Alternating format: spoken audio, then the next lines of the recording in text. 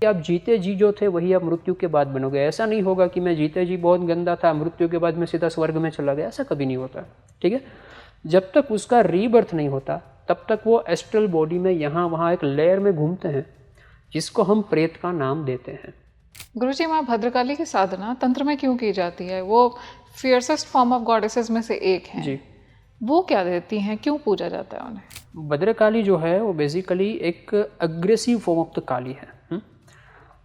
उनकी साधना टिपिकली वो लोग करते हैं जिनका ऑलरेडी संसार से डिटैचमेंट हो चुका है, खास करके जो लोग संन्यास्त है। संहार क्रम से अगर कोई व्यक्ति विद्या साधना करता है, कोई भी विद्या की साधना करता है, तो सबसे पहले उसको मटेरियलिस्टिक बेनिफिट मिलते हैं। अगर कोई व्यक्ति सृष्टि क्रम से साधना शुरू करता है तो सबसे पहले डिटैचमेंट होता है। He will be detach from the all form of the society, even with their own kids. और बाद में उसे धीरे धीरे संसार की चीज़ें एंड में मिलना शुरू होती है, बट तब उसके लिए वो चीज़ों का कोई मोल नहीं होता।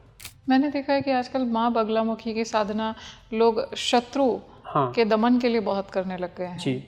उनको किस तरह से समझा जाए वो, क्योंकि तंत्र में भी उनका बड़ा महत्व है। कि बगलामुखी ब्रह्मास्त्र विद्या का उपयोग जो है वो लोक कल्याण के लिए होना चाहिए, ना कि किसी इंडिविजुअल को नुकसान करने के लिए। गुरुजी, बगलामुखी माँ की साधना क्या इंसान को अपनी बिजनेस डील्स में भी सक्सेस दिला सकती है, क्रैक कर सकती है और नए नए अपॉर्चुनिटीज भी दिला सकती है?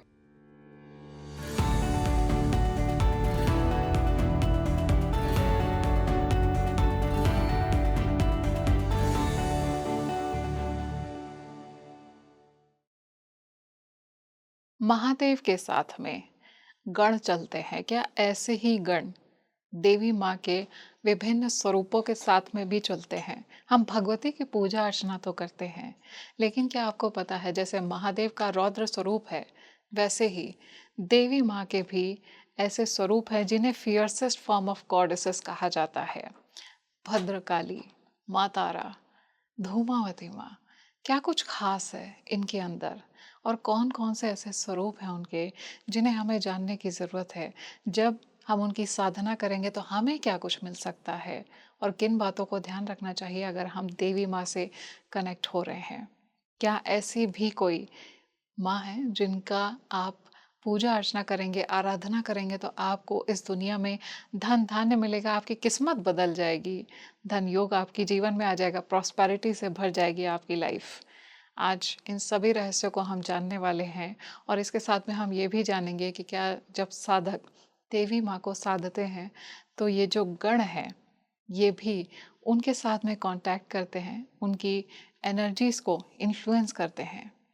हम अक्सर जब गणों की बातें करते हैं तो हमें एक आइकॉनोग्राफी हमारे दिमाग में बन जाती है, हमें जो नज़र आती है कि वो बहुत ही डरावने होते हैं। तो क्या ये गण भूत पिशाच जो देवी माँ के साथ में रहते हैं ये सच में उतने डरावने हैं, इनसे हमें डरने की ज़रूरत है, या फिर ये सिर्फ अतृप्त आत्माएं हैं, या वो साधकों की आत्माएं हैं जिन्होंने कहीं कुछ गलती कर दी है और देवी माँ ने आज भी उन्हें अपने प्रोटेक्शन में रखा है?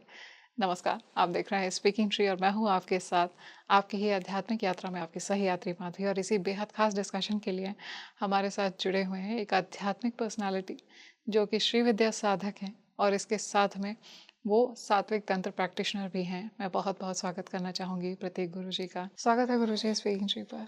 जी धन्यवाद। ओम श्री मात्रे नमः। ओम श्री मात्रे नमः। गुरु जी, जब हम बात करते हैं देवी माँ की, महादेव के साथ में हम अक्सर देखते हैं कि उनके साथ में गण चलते हैं, जी देवी माँ के साथ में भी इस तरह की डार्क एनर्जीज चलती हैं क्योंकि उन्होंने सभी को अपनाया है। जी।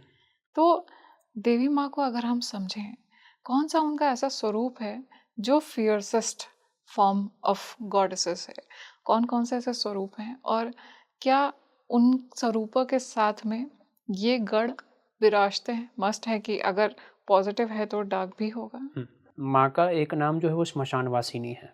ठीक है, जब आप ऐसी बात सोचते हो कि कौन सा ऐसा रूप है जिसके साथ डार्क एनर्जीज चलती है। डार्क एनर्जीज यानी क्या है? डार्क एनर्जीज यानी कि श्मशानी आत्माएं जिसको हम बोल सकते हैं, जिसमें भूत प्रेत पिशाच डाकिनी शाकिनी वगैरह वगैरह आते हैं। शिव जो है वो भगवत गीता के एक श्लोक को धारण करके बैठे हैं पहले से। धारयते इति धर्म, जो सर्वस्व का धारण करता है वही धर्म है, और शिव सबसे बड़े धर्मज्ञ है, इस हिसाब से हम कह सकते हैं। क्योंकि वो सर्व सृष्टि का स्वीकार करते हैं, चाहे वो भूत है, वो प्रेत हो, पशु हो, यक्ष हो, गंधर्व हो, किन्नर हो। वही शिव की अर्धांगिनी जब वो महाकाल के रूप में आते हैं और काली महाकाली के रूप में आती है, ठीक है, तब वो समग्र स्मशान की ऊर्जाओं को ग्रहण करती है, क्योंकि स्मशान ही उनका परिवार है। ईश्वर के मूल रूप में कोई भी सिलेक्शन नहीं होता। जो हम सिलेक्ट करते हैं ना कि ये अच्छा, ये बुरा, ये हमारा, ये पराया, वहाँ पे ऐसा नहीं होता है।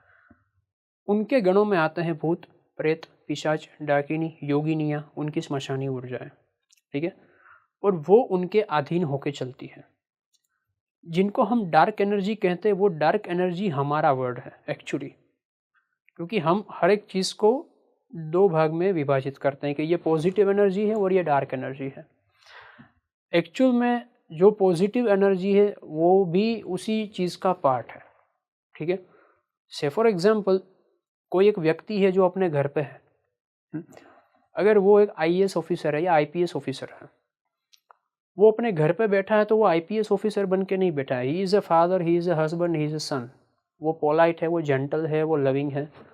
वहीं पे वो चोर को पकड़ने जाएगा तो वो गन फायर करने से पहले सोचेगा नहीं। तो चोरों के लिए वो डार्क एनर्जी बन गया कि ये डार्क एनर्जी हमें नुकसान किया। वही व्यक्ति घर में आता है तो वो एकदम पॉजिटिव है। एनर्जी का भी वही है। भूत जिसको मानते हो, योगी नहीं मानते हो, डाके नहीं मानते हो, they can even work for you. अच्छा। प्रोवाइडेड कि आप उसको समझ पाओ, आप एनर्जी के लेयर को समझ पाओ, आप एनर्जी के साथ कैसे काम लेना है उसे समझ पाओ, तो फिर वो आपके लिए काम करते हैं। ये भूत और प्रेत को हम नेगेटिव सेंस में लेते हैं जी गुरुजी। ये एक्चुअली में आत्माएं हैं जी। जिनसे हम शायद अलाइंड नहीं हैं, या फिर ये सच में डरावने हैं, इनसे हमें डरने की ज़रूरत है? हमारा कंसेप्शन जो भूत प्रेत पिशाच को लेके है ना, वो हिंदी और इंग्लिश मूवीज देख के आया होता है। किसी ने कुछ हॉन्टिंग मूवीज देख लिया और उसमें जो डरावना चेहरा था तो हमें लगता है कि भूत ऐसे ही दिखते होंगे। बेसिकली प्रेत योनि का सत्य है क्या? कोई एक सामान्य मनुष्य है जो अपना जीवन शांति से जी रहा है। उनके जीवन में कई सारी आशा है, अभिलाषा है, वो कुछ ना कुछ करना चाहता है, ठीक है। समझ लो 30, 35, 40 साल का कोई व्यक्ति है, उनका परिवार है, उनका बच्चा है, and he is a complete family man. अब अनफॉर्चुनेटली उनका कोई एक्सीडेंट हो गया और उसकी मृत्यु हो गई, तो उनका जो अटैचमेंट था अपने परिवार के प्रति था, अपने लोगों के प्रति था, तो वो डिससेटिस्फाइड डिज़ायर्स जो होती है वो उनको भटकाती है। कहाँ भटकाती है? जैसे ये मेरा शरीर है तो मेरे पास कुछ फीलिंग्स है, मेरी इच्छा है, तो I have a tool to execute. मैं बता सकता हूँ, मैं जता सकता हूँ कि मुझे पानी पीना है, मुझे खाना चाहिए, मैं मेरे बेटे को, मेरी बेटी को प्यार कर सकता हूँ। अब वो व्यक्ति की मृत्यु हो गई तो उसने वो डिवाइस गवा दिया, वो टूल गवा दिया, लेकिन उनकी वासना और आसक्ति उसके सूक्ष्म शरीर के साथ रहती है जब तक उसका दूसरा जन्म नहीं होता। तो वो व्यक्ति सेम चीज़ फील करता है, उसे सेम अनुभव होते हैं, उसे सब पीड़ा होती है, ग्लानि होती है, सब होता है, but how to express this you don't know, क्योंकि टूल नहीं है। जैसे अगर किसी भी मोबाइल फ़ोन से मैं सिम कार्ड निकाल लूँ तो सिम कार्ड में वो रेडियो एक्टिव फ्रीक्वेंसी है, वो एक्टिव है, लेकिन वो डिवाइस उसने गवा दिया तो अब वो बोल नहीं सकता, अब उसमें कॉल नहीं आ सकता। सेम वे ह्यूमन बॉडी के साथ होता है। अब ऐसे व्यक्ति अगर जीते जी अच्छे व्यक्ति थे, समाज में एक अच्छे व्यक्ति थे, एक सद्गुणी आत्मा थे, तो वो किसी को इंटरफियर नहीं करते हैं। लेकिन कोई व्यक्ति ऐसा था जो जीते जी भी गुंडा मवाली था, जिसने लोगों को नुकसान करके ही अपना स्वार्थ किया है हमेशा, ठीक है, ऐसा व्यक्ति मरने के बाद भी वही करता है। ऐसे लोग प्रेत बन के भटकते हैं। अब ऐसे लोग जो हैं वो यहाँ वहाँ किसी को नुकसान करके, किसी अपने परिवार को नुकसान करके कुछ ना, क्योंकि आप जीते जी जो थे वही आप मृत्यु के बाद बनोगे। ऐसा नहीं होगा कि मैं जीते जी बहुत गंदा था, मृत्यु के बाद मैं सीधा स्वर्ग में चला गया, ऐसा कभी नहीं होता, ठीक है। जब तक उसका रीबर्थ नहीं होता तब तक वो एस्ट्रल बॉडी में यहाँ वहाँ एक लेयर में घूमते हैं, जिसको हम प्रेत का नाम देते हैं। ये उल्टे पाँव चलना, ये करना, वो करना, डरावने चेहरे, खून से लथपथला, ये सब चीज़ें जो है वो एक हाइपोथेटिकल इमेजिनेशन है। इनसे डरने की भी ज़रूरत नहीं होती है, ठीक है। इनके साथ अगर सही तरीके से चलो तो ये सब चीज़ें अतृप्त आत्माएं से अलावा और कुछ नहीं है। इतना ही प्रेत योनि का सच है। जैसे हमने बात की गुरुजी कि माता के साथ में रहते जी हैं, जैसे शंकर जी भगवान के साथ में गढ़ रहते हैं, जी। तो जस्ट बिकॉज वो माँ की डिवाइन एनर्जी के साथ में है, तब ये तृप्त नहीं होते क्या? ये हम जिसको प्रेत कहते हैं या भूत कहते हैं, ये कोई ऐसा सामान्य मनुष्य की आत्माएं नहीं है।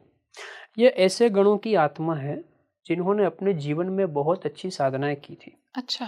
जिन्होंने अपने जीवन में बहुत कुछ किया था, ठीक है।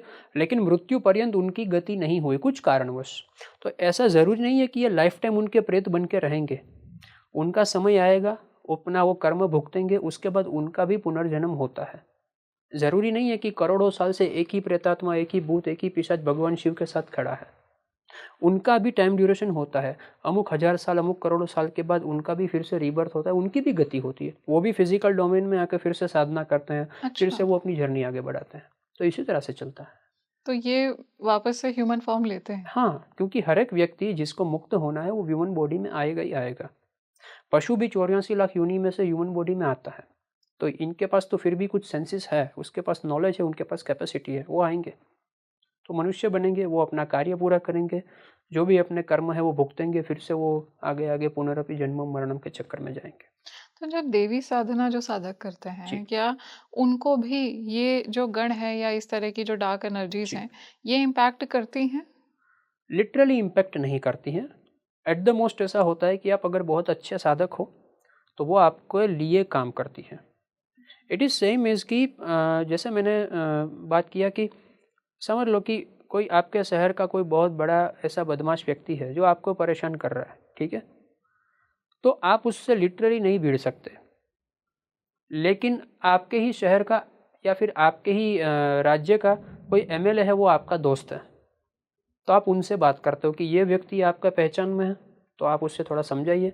अब वो पॉलिटिकल अथॉरिटी से उसे समझाएगा तो ये व्यक्ति आपको परेशान नहीं करेगा। साधना में भी सेम चीज़ होता है। जो भूत, प्रेत, पिशाच जिसको भी आप बोलते हो डार्क एनर्जी, जो आपको नुकसान कर रहे थे। But when you are a Bhairav sadhak, when you are a Kali sadhak, when you are a Bhagavati sadhak, तो ये सब एनर्जी आपके लिए काम करती है, आपके अगेंस्ट में काम नहीं करती है। ये साधना का फल होता है। गुरुजी, क्या सारी आत्माएं, ये जैसे आपने बोला कि देवी माँ के साथ में जो गण हैं, जी, ये वो आत्माएं हैं जिन्होंने साधना की है? जी। इनके अलावा जैसे अगर कोई किसी की मृत्यु हो गई या शरीर बदला किसी का, तो उस समय अगर उसकी कोई अधूरी इच्छा थी हुँ, या ऐसी आत्मा जो दूसरे अपने गंतव्य पे नहीं पहुंच पाई लेकिन बीच में ही रह गई, जी। क्या वो आत्माएं भी देवी माँ के साथ में होती? नहीं, डिवाइन ग्रेस एक टोटली अलग घटना है। देवी का सानिध्य हर किसी को नहीं मिलता। वैसे तो करोड़ों आत्माएँ हर रोज़ मरती है, सब शिव के गण नहीं बनते। उनके लिए उनकी कर्म की गति भी ऐसी चाहिए। ये आत्माएँ कैसी होती है कि उनका काफ़ी सारा स्पिरिचुअल जर्नी बहुत अच्छा था, but they made some serious mistakes, अच्छा। जो उनको एक साधक होने के तौर पे नहीं करनी चाहिए थी। तो साधना तो उन्होंने की, लेकिन उसको सज़ा भी मिलेगी। तो ऐसी आत्माएँ जो है उसको शिव का और देवी का सानिध्य मिलता है, बट वो प्रेत योनि में उसको भुगतते हैं।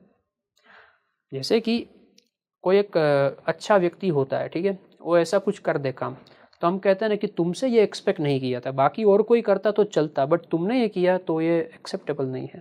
तो ये ऐसे साधक हैं, जो अपने साधना के दौरान भी कुछ ना कुछ ऐसी मिस्टेक करते हैं जो कि एक्सपेक्टेड नहीं थी, और फिर वो मृत्यु पर्यंत कुछ ना कुछ भुगतते हैं। And then with the grace of the Devi they again take a birth and they continue their sadhana. जैसे हम कहते हैं कि भाई कृष्ण भगवान ने अश्वत्थामा को कहा कि तुम्हें अपना बल का घमंड है, ठीक है?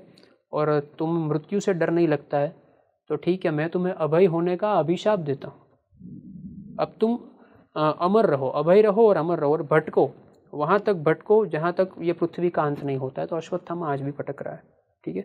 तो इसी तरह से हम इसको मान सकते हैं। अब वो बलवान था, वो शक्तिशाली था, उसके पास कैपेसिटी थी, but he did a serious mistake, गर्भ में ही बच्चे को मार दिया, ठीक है? तो उसको शाप मिला। तो कुछ साधना करने के बाद एक साधक के तौर पे कुछ पाप ऐसे होते हैं जो ईश्वर आपको इसलिए माफ़ नहीं करता है बिकॉज़ आपसे वो एक्सपेक्ट नहीं किया गया था प्रकृति के द्वारा। तो ऐसे लोग भटकते हैं। गुरुजी, माँ भद्रकाली की साधना तंत्र में क्यों की जाती है? वो फियर्सेस्ट फॉर्म ऑफ गॉडेसेस में से एक हैं। जी। वो क्या देती हैं? क्यों पूजा जाता है उन्हें? भद्रकाली जो है वो बेसिकली एक अग्रेसिव फॉर्म ऑफ द काली है। उनकी साधना टिपिकली वो लोग करते हैं जिनका ऑलरेडी संसार से डिटैचमेंट हो चुका है।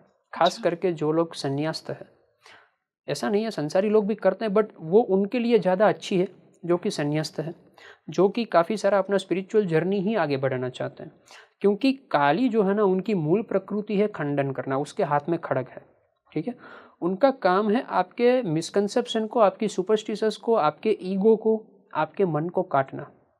अब बोलने में अच्छा लगता है कि काली आप मेरा जो भी विकार है वो काट दीजिए, मैं आपके शरण में हूँ, लेकिन वो एक्चुअल में जब अपना काम करना शुरू करते हैं तो हमारी वो मेंटल कैपेसिटी नहीं होती है कि हम उसको झेल पाएँ। तो भद्रकाली जो है वो बेसिकली एक काली का ऐसा फॉर्म है जो स्मशान में वास करती है, जो स्मशानी ऊर्जा को लेके चलती हैं। सबसे पहले वो आपको हर कोई चीज़ जो है उनसे एक क्या बोलते हैं, विरक्त करेगी, डिटैच करेगी, चाहे वो आपका परिवार हो, चाहे वो समाज हो, चाहे वो कुछ भी हो। And then she will give you everything, every prosperity. अच्छा। ये इस तरह से काम करती है। साधना में 2 तरह से क्रम होते हैं, बेसिकली 3 क्रम होते हैं, संहार क्रम, स्थिति क्रम और सृष्टि क्रम। सृष्टि, स्थिति, संहार ऐसे भी बोला जाता है, ठीक है।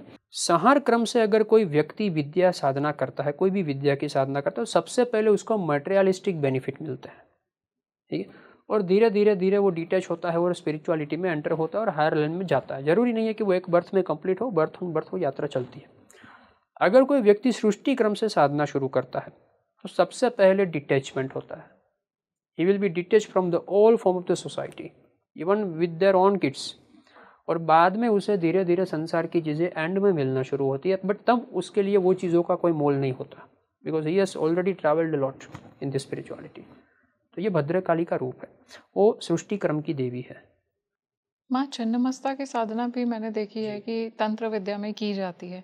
माँ छिन्नमस्तिका किस तरह से जुड़ी हुई हैं, अगर मैं कहूँ कि मानव चेतना से, ह्यूमन कॉन्शियसनेस से? छिन्नमस्तिका माँ की एक ब्रीफ में आपको स्टोरी कहता हूँ कि माँ छिन्नमस्तिका यानी कि देवी पार्वती एक बार स्नान कर रहे थे अपनी सहेलियों के साथ, और तब उनको उनकी सहेलियों ने कहा कि जल क्रीड़ा के बाद उनको भूख लगी, ठीक है। जया और विजया उन दोनों की उनकी 2 सहेली थी। तब उनको अति भूख लगी तो माँ ने करुणावश अपना ही सर जो है वो काट के उनको रक्तपान करवाया। तो छिन्नमस्तिका का अगर आप आइकोनोग्राफी देखोगे तो उनके गले में से 3 रक्तधारा बहती है, जिसमें दोनों साइड एक एक देवी जो है उनका रक्तपान कर रहे, और तीसरा जो है वो रक्तधारा वो खुद ग्रहण कर रही है। साधक के जीवन में इनका इम्प्लीकेशंस क्या है? ये 3 रक्तधारा यानी कि आपकी ईडा, पिंगला और सुषुम्ना नाड़ी, ठीक है। ईडा और पिंगला यानी कि वो जया और विजया, यानी कि वो आपके सूर्य और चंद्र के जो उनसे रिलेटेड जो काम है वो बताती है। आपके जीवन के सौम्य काम, आपके जीवन के लॉन्ग टर्म डिसीजंस, आपके जीवन के इमोशनल डिसीजंस, वो सब जो है चंद्र नाड़ी के अंतर्गत आता है। आपके जीवन के कुछ हार्ड डिसीजंस, अग्रेसिव वर्क जो है वो सूर्य नाड़ी के अंतर्गत आता है। सुषुम्ना जो है वो प्योर कॉन्शियसनेस है। तो छिन्नमस्तिका का जो साधक है, वो साधक की वो तैयारी होनी चाहिए कि ज़रूरत पड़ने पर वो सब अपना अहंकार, अपना मस्तक काट के देवी के चरणों में रख सके। इसका मतलब ये भी हुआ कि छिन्नमस्तिका एक ऐसी देवी वो सबसे पहले आपके माइंड को, आपके मन को हरण करेगी, आपके मन को काबू में करेगी, आपके जितने भी सांसारिक गलत मैनिफेस्टेशन है उनको भी वो कंट्रोल करेगी। वो खड़ी है तो कामदेव और रति के ऊपर खड़ी है, यानी कि आप अगर उसकी आइकोनोग्राफी देखोगे तो उसके पैरों के नीचे एक स्त्री और पुरुष जो है वो अवस्था में सोए हैं, ठीक है। यानी कि छिन्नमस्तिका का साधक जो है वो काम वासना से भी ऊपर उठा हुआ होना चाहिए। She is a bit of aggressive form of a Devi. तो ये छिन्नमस्तिका है, जहाँ पे आप अपने मस्तक को काटने की तैयारी रख के देवी के सामने बैठना होता है। मैंने ऐसा भी देखा है गुरुजी कि ज्योतिष में उपायों में कहा जाता है कि माँ छिन्नमस्तिका की आप साधना करिए, जी। राहु केतु के लिए या शनि देव का कोई भी अगर आपकी कुंडली में दोष है तो मैक्सिमम छिन्नमस्तिका माता की साधना बोली जाती है। वो किस तरह से ग्रहों को इम्पैक्ट करती है? पर्टिकुलरली अगर मैं ग्रहों के उपाय के बारे में कहूँ तो मुझे नहीं लगता है कि महाविद्याओं की साधना सिर्फ ग्रहों के निवारण के लिए करी जानी चाहिए। बोलते हैं वो उनका अपना एक मर्जी है या फिर उसका अपना एक कुछ ना कुछ होगा, बट ग्रह उपाय के लिए मुझे लगता है कि there are multiple other ways, like you can do certain donations. आप क्या है कुछ भी मतलब उस तरह का उपाय करके या करके ग्रहों का निवारण कर सकते हो, उनके मंत्र जाप करके कर सकते हो। बट छिन्नमस्तिका की साधना अगर आपको करनी है तो पर्टिकुलरली आपके स्पिरिचुअल अपलिफ्टमेंट के लिए ही करनी चाहिए। अच्छा। अगर आप ये चाहते हो कि मुझे जीवन मरण के चक्र से ही बाहर निकलना है, चाहे कुछ भी हो जाए, चाहे मैं फाइनेंशियली डिवास्टेटेड हो जाऊं तो भी मंजूर है, चाहे वो मुझे राजा बना दे तो भी मंजूर है, चाहे मेरा परिवार चले तो भी मंजूर है, ना चले तो भी मंजूर है। मतलब टोटल सरेंडरनेस। तब छिन्नमस्तिका की साधना आपको करनी चाहिए। बाकी राहु केतु के उपाय के लिए वो करने की ज़रूरत नहीं है, बिकॉज वो काफ़ी सारे आपके माइंडसेट को चेंज करती है, काफ़ी सारी चीज़ों को चेंज करती है, और उनके मंत्र जो है वो लिटिल बिट एक सॉर्ट ऑफ अग्रेसिव मंत्र होता है। तो हर एक साधक की प्रकृति नहीं होती है कि वो मंत्र की ऊर्जा को झेल सके, उसको एब्सॉर्ब कर सके। तो फिर आपको होगा कि मुझे किसी ने गलत मंत्र बता दिया, या फिर मैं गलत रास्ते पे आ गया हूँ, क्या होगा मेरा, ये है साधना फल नहीं दे रही। बट ऐसा नहीं होता है। योर एनर्जी एंड मंत्र energy is not matching up. अब 10 केवी के बल्ब में अगर मैं 100 केवी का इलेक्ट्रिसिटी पास करूँगा तो वो बल्ब फट जाएगा। तो इसमें वो पावर का कोई फॉल्ट नहीं है, इलेक्ट्रॉन का फॉल्ट नहीं है, वो आपका फॉल्ट है कि आपकी पात्रता नहीं थी, बट आपने वो चीज़ पकड़ ली किसी के बोलने पे। तो ये ध्यान में रखना चाहिए। तो मंत्रों की पात्रता किस तरह से आती है गुरुजी? मंत्र की पात्रता हमेशा गुरु डिसाइड करते हैं, आप डिसाइड नहीं कर सकते। और ज़रूरी भी नहीं है कि हर किसी गुरु के पास जाओ तो वो पहली दफ़ा में आपको मंत्र कुछ ना कुछ दे ही देगा। जो सही गुरु होता है ना, वो हर बार कुछ ना कुछ पकड़ाता नहीं है आपको, ठीक है, वो आपको छुड़वाता है। आजकल होता क्या है कि हर किसी बाबा के पास या गुरु के पास जाते हो तो उसको कुछ ना कुछ पहना देना है कि ये करना शुरू कर दो, वो करना शुरू कर दो। लेकिन उनका एक्चुअल प्रॉब्लम है क्या साधक का, क्या सही में उसको मंत्र की ज़रूरत है भी या नहीं है? अगर नहीं है तो वो नहीं देगा। उनकी एनर्जी, उनकी कैपेसिटी, उनका मेंटल स्टेट देख के उसको मंत्र, उसकी संख्या दी जाती है कि ये मंत्र इतनी मात्रा में करो। जैसे कई बार ऐसा होता है कि कई सारी जगह पे सीधा बगलामुखी का 36 अक्षरी मंत्र दिया जाता है, ठीक है, कि आप करना शुरू कर दो। फिर 36 अक्षरी मंत्र का जब वो साधक शुरू करता है तो उनके बॉडी में ही काफ़ी सारी प्रॉब्लम्स होना शुरू हो जाता है। अच्छा। जैसे कि बॉडी एकदम हीट पकड़ती है, एसिडिक प्रॉब्लम शुरू हो जाते हैं, दिमाग में एकदम उच्चाटन रहता है, दिमाग एकदम तंग रहता है, वो शाउटिंग करता है हर किसी चीज़ लोगों के प्रति, ठीक है। मंत्र की ऊर्जा इतनी बढ़ जाती है, उसको कॉन्स्टेंटली यहाँ पे पेट के हिस्से में पेन होगा, डाइजेस्टिव प्रॉब्लम होगा। तो मंत्र का दोष नहीं है, लेकिन वो मंत्र की ऊर्जा को बैलेंस करने के लिए गुरु के पास सॉल्यूशन होता है कि इनकी ऊर्जा अगर एक लेवल से ज़्यादा बढ़ जाए तो उनकी फ्रीक्वेंसी को सेट कैसे करना है, वो कोई नहीं देता। और सबसे बड़ी बात यह है कि 36 अक्षरी मंत्र की ज़रूरत भी सबको नहीं होती है। बगलामुखी महाविद्या में 1 अक्षरी मंत्र से लेके सहस्त्र अक्षरी 1000 अक्षर के मंत्र है। आप हर कोई मंत्र नहीं कर सकते, ज़रूरी भी नहीं है। तो इसलिए गुरु के पास जान के ये करना चाहिए। बगलामुखी की साधना क्या हर कोई कर सकता है गुरुजी? हर कोई कर सकता है, गृहस्थ भी कर सकता है, सन्यासी भी कर सकता है। सन्यासी वैसे हर कोई साधना कर सकते हैं क्योंकि वो संसार से ही काफ़ी अलग हो चुके हैं, लेकिन गृहस्थ कर सकता है। मैंने देखा है कि आजकल माँ बगलामुखी की साधना लोग शत्रु हाँ के दमन के लिए बहुत करने लग गए हैं। जी। उनको किस तरह से समझा जाए वो, क्योंकि तंत्र में भी उनका बड़ा महत्व है। सो मंत्र में ही आता है कि वाचम मुखम पदम स्तंभया, ठीक है। सर्वदुष्टानाम यानी सर्वदुष्ट यानी है कौन? उनके संदर्भ में बगलामुखी की दृष्टि से देखो तो सर्वदुष्टानाम यानी वो नहीं दुष्ट जिसको आप दुष्ट मान के बैठे हो। समाज में अगर मैं कहूँ कि ये लोग मेरे दुश्मन हैं, तो मेरी नज़र में वो दुष्ट है, बट उनकी नज़र में मैं भी तो दुष्ट हूँ, ठीक है। दुश्मनी होगी तो दोनों पार्टी एक दूसरे को खराब ही मानेगी। मुझे ऐसा लगता है और मेरा ये मानना है कि बगलामुखी ब्रह्मास्त्र विद्या का उपयोग जो है वो लोक कल्याण के लिए होना चाहिए, ना कि किसी इंडिविजुअल को नुकसान करने के लिए। बिकॉज उनका इन्वोकेशन जो हुआ है वो इसलिए नहीं हुआ है। एक तंत्र है सांख्यायन तंत्र, जिसमें भगवान शिव जो है वो अपने पुत्र क्रौंच भेदन यानी कि कार्तिकेय को ये पूरा सिखा रहे हैं। बगलामुखी ब्रह्मास्त्र विद्या के एक एक मंत्र उसे दे रहे हैं, और वहाँ पे हर एक मंत्र का उजागरण करते वक्त वो अपने पुत्र से भी ये प्रॉमिस ले रहे हैं कि तुम कसम खाओ कि तुम इस विद्या का दुरुपयोग नहीं करोगे, चाहे कुछ भी हो जाए। और कुछ कुछ मंत्र के रहस्य उजागर करते वक्त उन्होंने कार्तिकेय को वहाँ तक कहा कि समय आने पर तुम अपना सर काट के दे देना या अपने पुत्र की बलि चढ़ा देना, लेकिन ये मंत्र के रहस्य किसी को मत देना। अगर ये विद्या इतनी सीक्रेट है, इतनी आइसोलेटेड है, और हम लोग इसको टीवी पे आके या कहीं पे भी आके बोलते हैं कि ये मंत्र कर दो ये हो जाएगा, तो ये विद्या का सबसे बड़ा उल्लंघन है। इसीलिए ये विद्या फलीभूत नहीं होती है। इसलिए पूरे तंत्र को किलित किया गया है भगवान शिव के द्वारा, बिकॉज उसे पता है कि आगे आने वाले युग में किसी में ये विवेक बुद्धि नहीं होगी। तंत्र का इन्वोकेशन कभी भी किसी को नुकसान करने के लिए नहीं किया गया था। मैं आपको एक बहुत सीधा एग्जांपल देता हूँ। जिसने भी न्यूक्लियर एनर्जी का इन्वेंशन किया, क्या उस व्यक्ति के दिमाग में ऐसा था कि मुझे बम बनाने हैं? नहीं था। उनका तो पर्पज़ ये था कि इस पृथ्वी पे इलेक्ट्रिसिटी और एनर्जी का प्रॉब्लम परमानेंटली सॉल्व हो जाना चाहिए, इसलिए उन्होंने न्यूक्लियर एनर्जी डेवलप किया। हमने क्या किया? हजारों लाखों की मात्रा में हाइड्रोजन बम बना दिए। तो एक नॉर्मल इंसान की जो टेंडेंसी होती है ना, वो डिस्ट्रक्टिव टेंडेंसी जिसको कई बार बोलते हैं, ठीक है, कि हमारे पास जब पावर आ जाए ना तो हम ऑलवेज उसका मिसयूज करने का ज़्यादा सोचते हैं रादर देन उसको अपने कल्याण के, लोक कल्याण के लिए करें। सेम चीज़ बगलामुखी ब्रह्मास्त्र विद्या के साथ होती है। आप देखते हो कि हवन करते हैं, उसका रील बनाते हैं, फिर उसको डालते हैं और इस तरह से प्रोपेगेंडा किया जाता है कि कोई भी शत्रु हो तो हम उसको ये कर देंगे, वशीकरण कर देंगे, मार देंगे। बट आप होते कौन हो मारने वाले? Who are you?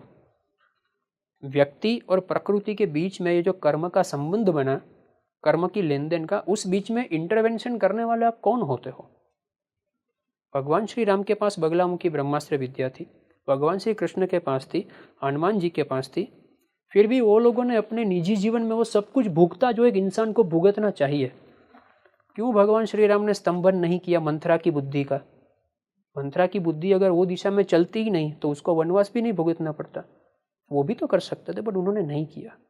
So that is how the gut should work. Ravana का विनाश होना था इसलिए उन्होंने नहीं किया। तो कुछ चीज़ें डिस्टाइन होती है ईश्वर के जीवन से ना, रामायण से, महाभारत से हमें यही तो सीखना है। ये सिर्फ स्टोरी टेलिंग नहीं है, ये वही चीज़ को समझना है कि वो सब कुछ करने को सक्षम थे, फिर भी उन्होंने कुछ कुछ टेरिटरी में अपना हाथ डाला ही नहीं, कुछ कुछ चीज़ों में उन्होंने हाथ डाला ही नहीं। गांधारी के शाप को भी भगवान श्री कृष्ण ने सहर्ष स्वीकार कर लिया, है ना, कि भाई मेरा ये शाप है कि तुम्हारा ऐसा ऐसा ऐसा होगा। तो भगवान ने कहा ठीक है। वो चाहते तो गांधारी को कुछ भी कर सकते थे ना, अल्टीमेटली तो वो परब्रह्म है, लेकिन वो वही समझाना चाहते हैं कि आप कर्म के अधीन हो। एट द मोस्ट आप साधना करके कर्म की इफेक्टिवनेस को डाइल्यूट कर सकते हो, बट अल्टर नहीं कर सकते। ये नहीं कर सकते कि मैंने किसी की आंख फोड़ी, अभी मैं साधना करूंगा तो मेरी आंख नहीं फूटेगी, ऐसा नहीं हो सकता, ये भुगतना पड़ेगा। गुरुजी, बगलामुखी माँ की साधना क्या इंसान को अपनी बिजनेस डील्स में भी सक्सेस दिला सकती है, क्रैक कर सकती है और नए नए अपॉर्चुनिटीज भी दिला सकती है? नॉट लिटरली आप इसका यूज, बट एक बगलामुखी साधक जो होता है ना, तो उसके लक्ष्मी प्राप्ति मंत्र है। इसको काम्य प्रयोग बोलते हैं। तो बगलामुखी का अगर लक्ष्मी प्राप्ति मंत्र, अगर उसके यंत्र के निर्माण करके, इसमें क्या होता है कि एक होता है सकाम साधना with a purpose you are attending deities, और एक होता है निष्काम साधना। सकाम साधना में आप माँ बगलामुखी का यंत्र निर्माण करके, कुछ कुछ द्रव्य ऐसे होते हैं जैसे कि बेल फल का जल है, या फिर श्रीयंत्र के ऊपर भी ये कर सकते हो, या फिर आप कमल गट्टे का चूर्ण है, ठीक है, केसर है, चंदन है, अष्टगंध है, या फिर गाय का दूध है, ऐसी चीज़ों से अगर आप अभिषेक करते हो तो इसको द्रव्य बोलते हैं। ये द्रव्य से इनका अभिषेक करते हो तो आपको प्रॉस्पेरिटी मिलती है, लक्ष्मी मिलती है, आपके जो कुछ कुछ ऐसे गेटवे ऑफ अर्निंग है वो खुलते हैं। तो किया जा सकता है, ये इस तरह से उनके प्रयोग किए जा सकते हैं। माँ तारा का भी बहुत एक महत्वपूर्ण स्थान है तंत्र जी। में, और तारा शक्ति पीठ में भी मैंने जी। देखा है कि अद्भुत रहस्य छुपे हुए हैं। जी। माँ तारा को मैं पहले समझना चाहूंगी कि अगर माँ तारा की बात की जाए तो तंत्र में उनका क्या इन्फ्लुएंस है, क्योंकि वो श्री विद्या की तो है ही, एक विद्या है, जी। महाविद्या, तो वो तंत्र से किस तरह से जुड़ी हुई? सो बेसिकली हम जो दशों महाविद्या बोलते हैं ना, वो दशों महाविद्या में प्रधान 3 महाविद्या है, काली, तारा और त्रिपुरा सुंदरी, ठीक है, षोडशी। दूसरे नंबर की महाविद्या तारा है। काली जो है ना, वो क्रिएशन का बीज है, वो क्रिएशन को रियलिटी में कन्वर्ट करने वाली जो देवी है ना, वो तारा है। तारा यानी कि तार को जोड़ने का काम करती है। एक बीज है वृक्ष का, उसमें एनॉर्मस पोटेंशियल है, लेकिन अगर उसको जल ना मिले, उसको प्रकाश ना मिले, उसको हवा ना मिले, तो वो बीज कभी भी अंकुरित नहीं होगा। तो तारा जो है वो आपके हर एक मैनिफेस्टेशन को फास्टेस्ट वे में एग्जीक्यूट करने का काम करती है। She is the highest form of the तांत्रिक देवी। तारापीठ में जो उनकी साधना होती है वो वामाचार से होती है, ठीक है, और वहाँ पे वामाचार से उनकी साधना होती है। मत्स्य चढ़ाया जाता है, मदिरा चढ़ाई जाती है, देवी जो है वो श्मशान वासिनी भी है, क्योंकि वहाँ पे श्मशान में ही उनकी साधना की जाती है। एक मिसकंसेप्शन माँ तारा के लिए ये है कि उसको गृहस्थ पूजा नहीं कर सकता, ऐसा नहीं है। हर कोई व्यक्ति माँ तारा की साधना कर सकता है। हर कोई व्यक्ति जो है उनका सात्विक तरीके से भी घर में भी उनकी पूजा कर सकते हैं। ज़रूरी नहीं है कि आपको घर में भी मछली चढ़ानी पड़ेगी या मदिरा चढ़ानी पड़ेगी। उनके कुछ कुछ डोमेन है, उनके कुछ कुछ क्षेत्र है, वहाँ पे सिर्फ वामाचार से उनकी पूजा की जानी चाहिए। Otherwise for the financial prosperity, for the overall protection, for the moksha liberation, you can definitely do the Sadhana of माँ तारा। तो माँ तारा हमें सब कुछ दे सकती हैं, एग्जैक्टली। सार्थ भी और परमात्मा। Ultimately she is one of the form of the Tripura Sundari only. ये जितनी भी महाविद्या उनको एक वर्ड में त्रिपुरा सुंदरी कहा है। ललिता त्रिपुरा सुंदरी, बगला त्रिपुरा सुंदरी, तारा इज ऑल्सो त्रिपुरा सुंदरी। आप चाहे कोई भी फॉर्म को पकड़ लो, अंततः वो आपको एक ही जगह पे पहुंचाती है। गुरुजी, माँ तारा का भी तंत्र में एक बहुत बड़ा स्थान है और तारा शक्ति पीठ में भी बहुत ज़्यादा लोग जाते हैं। तो माँ तारा, उनको किस रूप में ध्याना चाहिए, किस मोटिव से हम साधना कर सकते हैं, और क्या गृहस्थ भी उनकी साधना कर सकते हैं? नहीं जाते हैं लोग, नॉर्मल इंसान को जाना चाहिए। लेकिन मेरा एक हमेशा ये रहता है कि ऊर्जा के क्षेत्र में जब आप जाओ ना, तो वहाँ पे पिकनिक स्पॉट समझ के मत जाओ। ये मेरा हमेशा रहता है, चाहे आप साधक हो या नहीं हो, चाहे आप कुछ जानते हो या नहीं जानते हो, but that is not a picnic spot. You must have certain purpose to visit there. कुछ नहीं तो अगर आप कम से कम उस जगह से एनर्जी गेन करके आओ। अगर आप साधक हो, आपके पास गुरु दीक्षित मंत्र है, तो आप जो भी मंत्र है आपके गुरु की आज्ञा लेके आप उस पीठ पे जाइए, वहाँ पे 2, 4, 5 दिन रुकिए। आप एक लघु अनुष्ठान, यानी कि एक 11,000 मंत्रों का, 1.25 मंत्र का, जो भी आप कर सकते हो, अनुष्ठान करके, हवन करके वो करके आइए। क्योंकि वहाँ पे देवी अपने मूल रूप में होती है, AP centre of the energy है। वहाँ से आपको जो साधना का फल मिलता है, that is 10, 20, 50 times more than what you are doing at your home. ये फ़र्क तो रहता है, क्षेत्र का प्रभाव होता है। ठीक है, गृहस्थ ये कर सकता है, कोई भी व्यक्ति वहाँ पे जाके कर सकता है। श्मशान वासिनी है, वहाँ पे श्मशानी, और वहाँ पे वामा खेपा करके जो गुरु थे, ठीक है, आज भी तारापीठ में उनका स्थान है। तो उन्होंने हाईएस्ट लेवल पे तांत्रिक साधना वहाँ पे की थी, और उसके देवी का ब्लेसिंग्स मिला था कि यहाँ पे आके कोई भी व्यक्ति अगर अपना मंत्र अनुष्ठान करेगा, तो तुम्हारी साधना के बल से मैं तुम्हें ये वरदान देती हूँ कि जो भी व्यक्ति यहाँ पे आके साधना करेगा उसकी साधना फलीभूत होगी। तो लोग वहाँ पे जाते हैं। तो अगर आप जाते हो वहाँ पे, तो at least you do something which is fruitful to your life. सिर्फ जाके फ़ोटो खींच के आ जाना, वो देवताओं का भी एक अपमान है। गुरुजी, तारा शक्तिपीठ, वहाँ पर जैसे हम देखते हैं कि लोगों के मिस्टिकल एक्सपीरियंसेस होते रहे हैं, तो वहाँ पर किस तरह के मेजर एक्सपीरियंसेस एक साधक को होते हैं? सबसे पहले तो ऐसी जगहों पे जब आप जाते हो ना, तो एक पॉजिटिव वाइब्रेशंस आपको आता है। अगर आप रियल में इंक्लाइन हो डिविनिटी के प्रति या साधना मार्ग में आप हो, तो आपके शरीर की ऊर्जा और आपके कॉन्शियस माइंड की ऊर्जा जो है, उसमें सबसे पहले फ़र्क पड़ता है। देवी तत्व जब आपके जीवन में आता है ना, तो सबसे पहले वो विचारों में परिवर्तन लाता है। क्योंकि अगर जीवन के परिवर्तन भी लाने हैं आपको अपने जीवन में, तो सबसे पहले वो उसकी शुरुआत विचार से ही होगी। ठीक है, इसलिए देवी को कहा है, या देवी सर्वभूतेषु बुद्धि रूपेण संस्थिता। अगर कोई व्यक्ति रिच है, अगर कोई व्यक्ति सक्सेसफुल है, अगर कोई व्यक्ति कुछ कर रहा है, तो सबसे पहले उनकी बुद्धि जो है वहाँ से शुरुआत होती है। देवी जो है वो आपके अंदर एक अंडरस्टैंडिंग, एक ब्रॉड माइंडेडनेस, एक फॉरसाइटनेस आपको देती है, और उस एनर्जी को कंटेन करते करते जब आप चलते हो, तब सबसे पहला आपका डिसीजन मेकिंग पावरफुल होता है, आपका मैनिफेस्टेशन पावरफुल होता है, क्योंकि तारा देवी ही मैनिफेस्टेशन की है। आपका डिटर्मिनेशन पावरफुल होता है, और धीरे धीरे आप देखते हो कि एक देवी तत्व का टोटल ब्लेसिंग्स आपके साथ है। उसके साथ साथ आजू बाजू की घटनाएं भी आपके फेवर में होना शुरू हो जाती हैं। जैसे आप बहुत साल से कुछ करना चाहते थे कुछ पर्टिकुलर फील्ड में, वो नहीं बन रहा था, but you seek the blessings of माँ तारा और एनी ऑफ द शक्तिपीठ, और धीरे धीरे उस फील्ड के लोग, उस फील्ड की अपॉर्चुनिटीज़ आपके तक आराम से आना शुरू हो जाती है। तो देन यू फील कि this is the fruit of my sadhana. गुरुजी, माँ धूमावती, इनके बारे में लोग डिस्कशन करने से बचते हैं। तंत्र में इनका भी एक बहुत बड़ा स्थान है, फियर्सेस्ट फॉर्म ऑफ गॉडेसेस। ये क्या इनकी साधना गृहस्थों को करनी चाहिए? Particularly in the case of Dhumavati मैं ये कहूँगा कि अगर आप मेंटली प्रिपेयर्ड नहीं हो कुछ भी घटना को झेलने के लिए, तो धूमावती जो है वो आपको नहीं करना चाहिए। गलत है या नेगेटिव है वो डायमेंशन से मैं बात नहीं कर रहा हूँ, ठीक है। लेकिन हर एक देवी की हर एक फॉर्म की अपनी एक प्रकृति होती है। उनका एनर्जी लेवल और आपका एनर्जी लेवल अगर मैच नहीं हो रहा है तो यू शुड अवॉइड दैट। अब धूमावती का अगर आप आइकॉनोग्राफी देखोगे, उसका पिक्चर देखोगे तो एक विधवा स्त्री है जो बूढ़ी है थोड़ी, ठीक है, सफ़ेद बाल है और कौवा है और रथ में वो बैठी है, ठीक है। अब वो श्मशान वासिनी है, श्मशान की देवी है। धूमावती सबसे पहले आपके अंदर जो एक लाती है ना, उसको बोलते हैं संक्षोभण। संक्षोभण यानी कि आपकी एक उदासीनता, संसार के प्रति उदासीनता। अब आप एक सांसारिक मनुष्य हो, गृहस्थ हो, आपके बच्चे हैं, आपकी पत्नी है, आपकी एक रिस्पॉन्सिबिलिटी है। And all of a sudden जब आप धूमावती साधना शुरू करते हो तो आपको लगता है कि मुझे कुछ नहीं करना है, सिर्फ यही करना है, दुनिया क्या है, ये है, वो है। तो चलो विचार आपके सही है कि ये सब माया है, ये सब इल्यूजन है, क्यों ही करना है। बट जिन लोगों के प्रति आपका उत्तरदायित्व है, जिनके जो आपके भरोसे बैठे हैं, उनका क्या?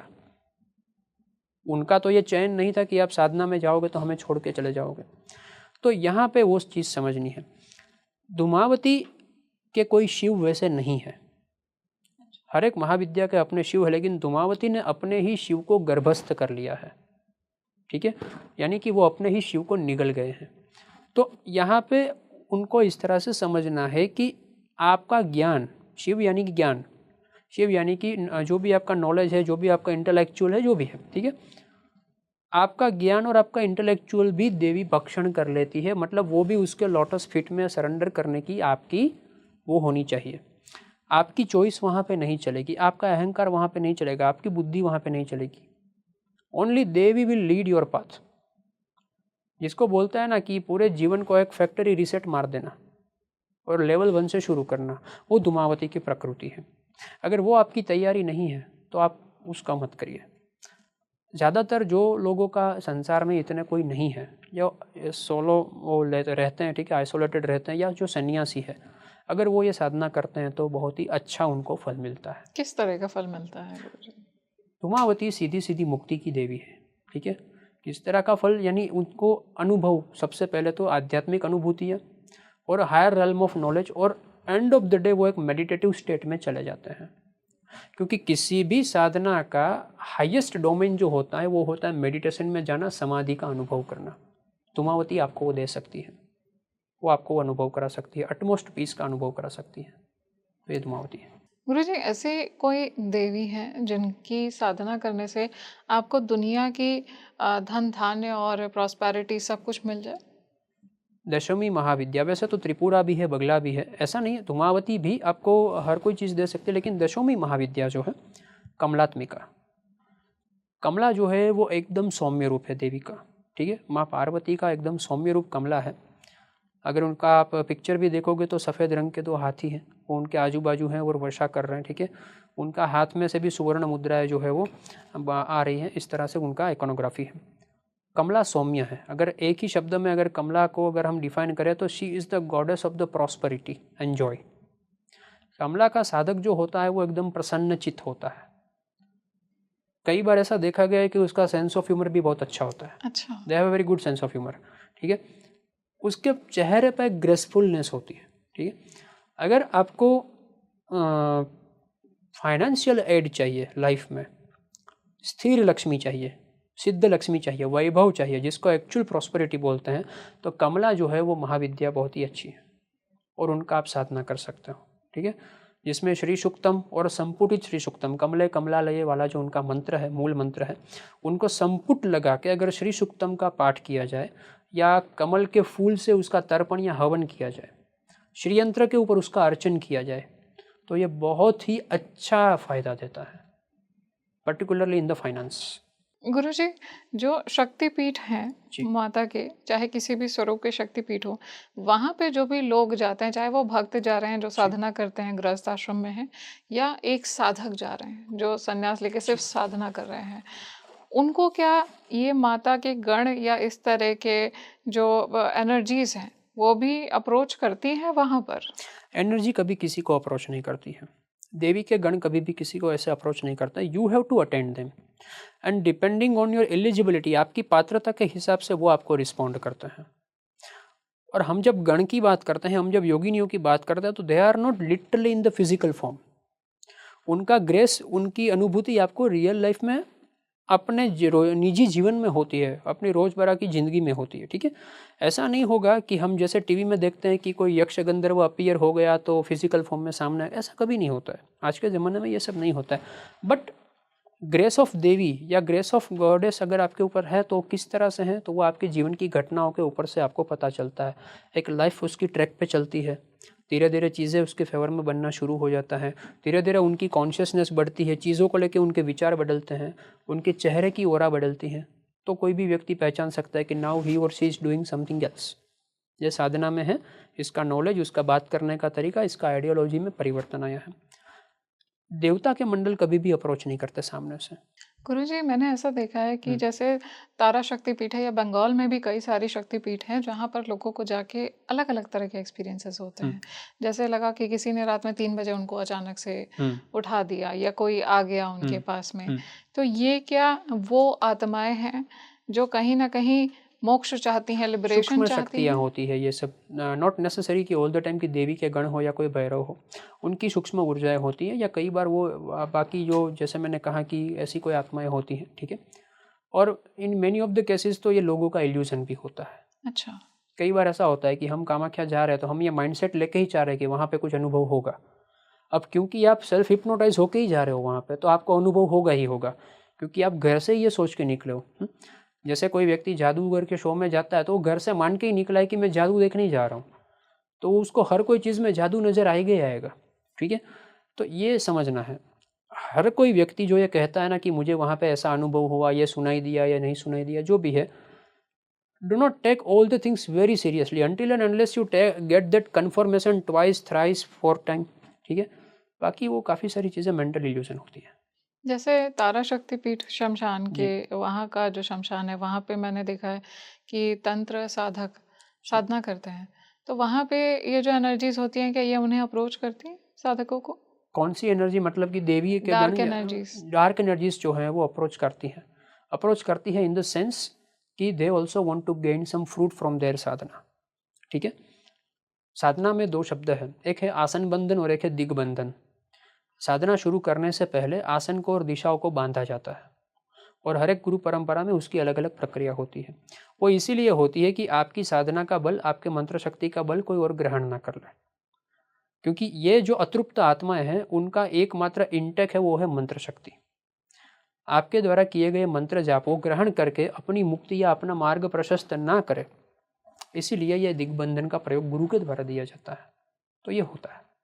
गुरुजी, हमने फियरसेस्ट फॉर्म ऑफ देवी की बात की जिनकी साधना करते हैं, और आपने कमला माँ की भी बात की। क्या साधक जो है, जो भी देवी माँ की साधना कर रहे हैं, चाहे वो किसी भी स्वरूप को साध रहे हो, उनके पास इतनी पावर है कि अगर कोई डार्क एनर्जी इम्पैक्ट कर रही है जो लिबरेशन चाहती है, वो उसको लिबरेशन प्रोवाइड कर सके या उसकी तरफ वो उसको पुश कर सके? साधक जब सिद्धात्मा के डोमेन में आ जाए, जब सिद्धात्मा बन जाए, तब उसके पास वो पावर होती है। क्योंकि किसी भी आत्मा को मुक्त तो नहीं कर सकते, लेकिन उसको सद्गति दे सकते हैं। मुक्त ईश्वर के अलावा कोई नहीं कर सकता, सिर्फ और सिर्फ देवी ही आपको मुक्ति दे सकती है, बाकी कोई नहीं। भैरव भी आपको मुक्त नहीं कर सकते, वो आपको मुक्ति के काबिल बना सकते हैं। मुक्ति आपको देवी दे सकती है। तो सिद्धात्मा जो होते हैं उनका आत्मबल इतना होता है, मंत्र बल इतना होता है कि वो उस आत्मा को आत्मज्ञान देके, मंत्र की ऊर्जा देके आगे की योनि में गति करवा सकते हैं। ये उनसे बन सकता है, लेकिन वो भी काफ़ी सारी साधना का बल हमारा होना चाहिए, क्योंकि ये एक तरह से अपनी बैंक बैलेंस में से देने की बात है। ठीक है, अब मेरे पास अगर कुछ करोड़ रुपया पड़े हैं तो मैं कुछ लाख रुपए का डोनेशन कर सकता हूँ। मेरी ही बैंक बैलेंस खाली है और मैं किसी को 1 लाख का कमिटमेंट दे दूँ तो वो पॉसिबल नहीं है। तो मतलब अगर कोई ऐसा करेगा तो उसकी कमाई जो उसने साधना में की है वो भी खर्च हो ऑलवेज जाएगी। देयर इज ऑलवेज लाइक, अगर आप किस एक लेवल से बाहर, until and unless you are getting the blessings और the vardan from the devta कि तुम्हें मैं इतना इतना अधिकार देता हूँ कि तुम इतना इतना करो, ठीक है, वो आपकी बैलेंस में से ही खर्च होता है। अगर मैं जैसे कि हीलर्स होते हैं कई सारे, ठीक है, जैसे कि कई सारे ऐसे साधक होते हैं जो मंत्र से हीलिंग करते हैं लोगों को, तो वो उनकी ही बैलेंस से कम हो रहा है। हमें क्या है कि हमारे अहंकार की पुष्टि करने के लिए कई बार हमें ऐसे गॉडफादर बनने का शौक होता है कि देख मैं तेरा काम कर देता हूँ, बट उसे पता नहीं है कि वो अपने ही पैर पे कुल्हाड़ी मार रहा है। हीलर्स आप कई बार देखोगे कि वो किसी को हीलिंग कर देते हैं, बाद में उनकी हालत खराब हो जाती है। क्यों ऐसा है? क्योंकि ये पूरा का पूरा सृष्टि जो है वो कर्म बंधन से चलता है, जैसे मैंने कहा, ठीक है। अब कोई व्यक्ति ने कुछ कार्य किया है, प्रकृति ने उस हिसाब से उनको फल दिया है। Now who are you to intervene in between the nature and the human? आप कौन हो? कुछ लाख मंत्र का जाप कर लिया, डज दैट मीन कि आप सीधा सीधा इंटरवेंशन करोगे? आप उस व्यक्ति को क्या कह सकते हो? आप उस व्यक्ति को यह कह सकते हो कि मैं ये कर रहा हूँ, अगर तुम्हें इनसे छूटना है तो तुम भी ये कर सकते हो, नहीं कि मैं मेरी मंत्र की ऊर्जा से तुम्हें हील करूँगा, है ना। कोई एक व्यक्ति जो बिल्कुल नहीं कमा रहा है, उसको आप कितने सालों तक पोषित करोगे? तो वही बात है। थैंक यू सो मच गुरुजी। जी, इतना थैंक कुछ यू वेरी आपने मच। बताया और देवी माँ के इतने विभिन्न स्वरूपों के बारे में हमने इतना कुछ जाना। जी, thank you so very much. ओम श्री मात्रे नमः। ओम श्री मात्रे नमः। देवी माँ के ये जो उग्र स्वरूप हैं, जो फियर्सेस्ट फॉर्म ऑफ गॉडेसेस हैं, आज इस पॉडकास्ट में हमने जिन्हें डिस्कस किया है, क्या आपको इनमें से किसी की तरफ खिंचाव महसूस होता है? आप मुझे कमेंट सेक्शन में ज़रूर बताइएगा कि क्या आपको देवी माँ की उपस्थिति अपने आसपास कभी महसूस हुई है? अगर आप उनकी आराधना करते हैं, उनको साधते हैं, उनकी पूजा करते हैं। अगर आपके अंतर्मन में ऐसा कोई सवाल है जो आप चाहते हैं हम गुरुजी से लें, तो उन्हें कमेंट सेक्शन में ज़रूर मेंशन करिए और ये भी हमसे शेयर करिए कि आप विश्व के किस कोने से हमसे कनेक्ट हो रहे हैं।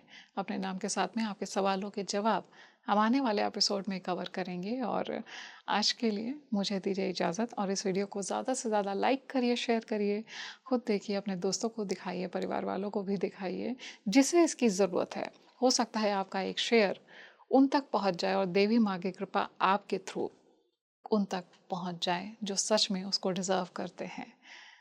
नमस्कार।